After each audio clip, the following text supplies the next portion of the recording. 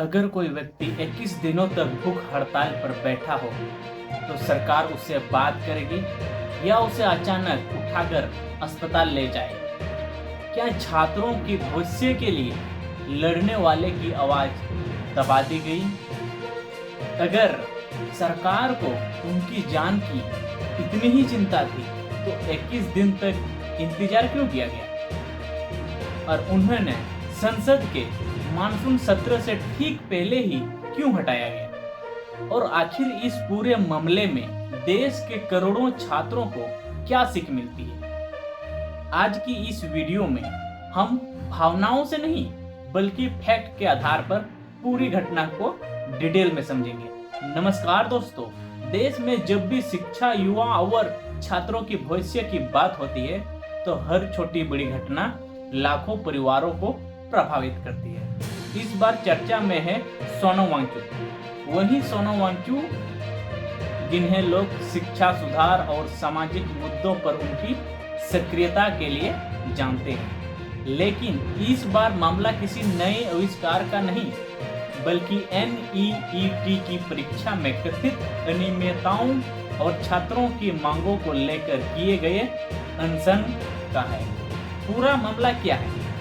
Report के अनुसार या हम लोग देख सकते हैं, सोनम वांगचुक छात्र की मांगों के समर्थन में लगातार 21 दिन तक भूख हड़ताल पर बैठे रहे। स्थान था दिल्ली का जंतर मंतर, जो लंबे समय से शांतिपूर्ण विरोध प्रदर्शन का एक प्रमुख स्थान रहा है। उनकी मुख्य मांग थी परीक्षा व्यवस्था में पारदर्शिता हो और छात्रों के सवालों का समाधान किया जाए जो भी छात्र कर रहे हैं। दिन बीतते गए, स्वास्थ्य लगातार सोनम वांगचुक का खराब होता गया, लेकिन आंदोलन जारी रहा, वो रुका नहीं। और आखिर क्या हुआ? शनिवार सुबह अचानक पुलिस आती है और प्रशासन वहां पहुंचते हैं और सोनम वांगचुक को लाल स्ट्रेचर और एक सफेद कपड़ा में लिटाकर उन्हें लेके जाया जाता है, अस्पताल ले जाया जाता है, उसे एम्बुलेंस में बैठा कर। यह वीडियो और तस्वीरें सोशल मीडिया पर बहुत तेजी से वायरल होने लगी। कई लोगों ने इसे मानवीय कदम बताया, कई लोगों ने इसे लोकतांत्रिक विरोध को रोकने का कार्रवाई भी कहा।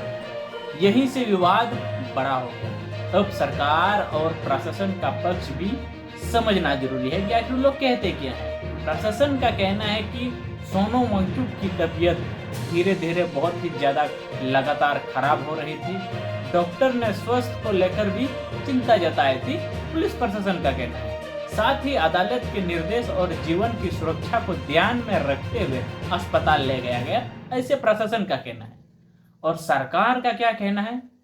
सरकार का कहना है कि किसी भी नागरिक की जान बचाना प्रशासन की जिम्मेदारी है, यानी प्रशासन इसे स्वास्थ्य सुरक्षा का कदम बता रहा है। लेकिन दूसरी तरफ प्रदर्शनकारी और कई सामाजिक कार्यकर्ता वहां पर जो हैं वो लोग सवाल उठा रहे हैं। वो लोग पहला सवाल उठाए हैं, अगर स्वास्थ्य की इतनी ही चिंता थी तो 21 दिन तक बातचीत क्यों नहीं हुई? सुनो, 21 दिन तक का इंतजार क्यों किया? और दूसरा सवाल, क्या किसी आंदोलन का समाधान सिर्फ अस्पताल भेजना है, किसी को वहां से उठाकर अस्पताल में एडमिट करना है, इसका समाधान है, या पहले बातचीत होनी चाहिए थी? और तीसरा सवाल, उन्हें संसद के मानसून सत्र से ठीक पहले ही क्यों हटाया गया? वहां जंतर मंतर से वहां से उठा के क्यों लाया गया?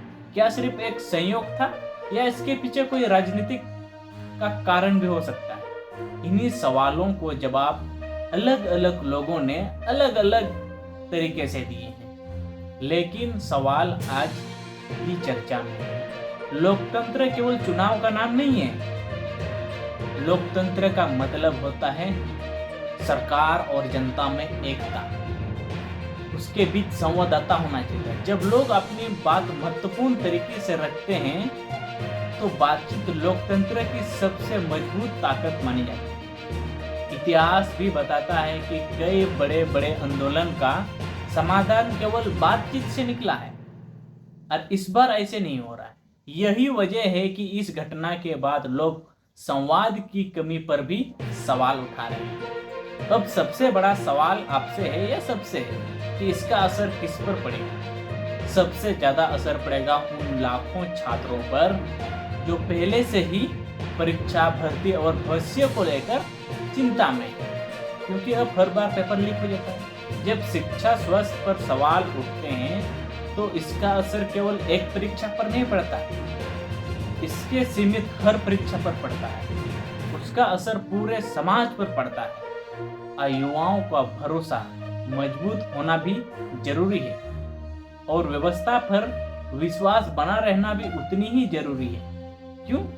क्योंकि इसे ही भविष्य कहते हैं। इसी पूरी घटना में दो बातें साफ दिखाई देती हैं हमें। एक तरफ प्रशासन कहता है कि उन्हें जीवन बचाने के लिए कार्रवाई की, और दूसरी तरफ प्रशासन कहती है कि बातचीत पहले होनी चाहिए थी, अंतिम फैसला जनता और कानून का। यही कारण है हम भारतवासियों को। लेकिन एक बात जरूर याद रखिए, सवालों को दबाने से ज्यादा जरूरी है उनका जवाब देना। अगर आपको लगता है कि शिक्षा, स्वास्थ्य, छात्रों और अधिकार की लोकतंत्र पर ऐसे ही फैक्ट वीडियो आधारित आपके सामने लाते रहें, वीडियो लगातार आपको देखना चाहिए, तो इस वीडियो को लाइक कर दें और हर एक दोस्त के पास आप इसे शेयर कर दें। और आप क्या सोचते हैं कमेंट में हमें जरूर बताएं। क्या सरकार को पहले बातचीत करनी चाहिए थी या स्वास्थ्य को देखते हुए अस्पताल ले जाना चाहिए था? आप क्या सोचते हैं इस बारे में, हमें कमेंट में जरूर बताइएगा। और इसे गहराई से समझने वाले इस वीडियो को देखने के लिए Birsa Munda back YouTube channel को सब्सक्राइब जरूर करें, क्योंकि ऐसी इंफॉर्मेशन वीडियो हम आपके सामने लाते रहते हैं। तो मिलते हैं अगली वीडियो में, तब तक के लिए सभी को जय हिंद, जय भारत।